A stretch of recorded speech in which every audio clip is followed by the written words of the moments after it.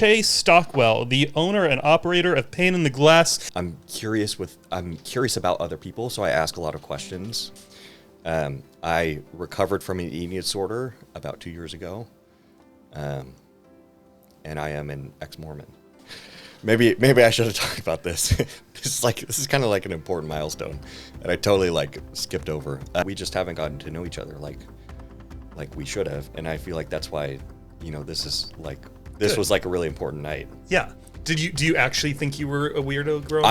I was actually a weirdo. I was in what not way? talkative. Just like the reason I say that is because I had this toxic, terrible relationship with control where I wanted to control everything or a bunch of stuff that other people did.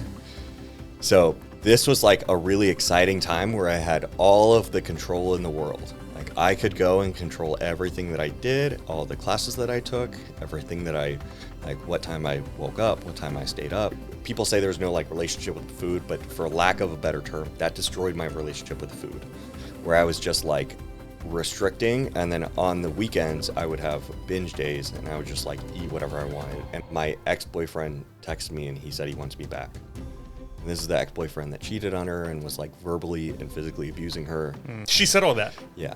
She said she still had feelings for him. So how'd you react? So that fucked me up.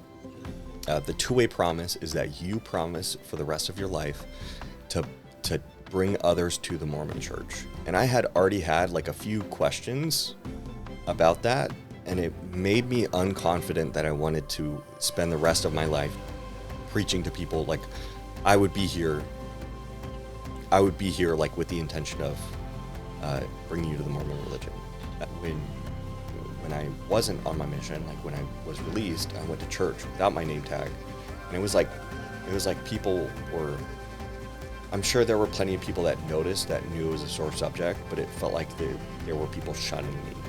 So 4.5 weeks in, I call him again, and I'm sobbing on the phone because I just had so much anxiety, and it was like I had no will to live. I was just so tired, and I was hungry and tired and sad, and it was like I had lost all meaning to my life. I really hope there's someone either currently with an eating disorder who's listening to this episode that listens to it and kind of gives them at least insight into what may happen or what is happening and what their outcome could be.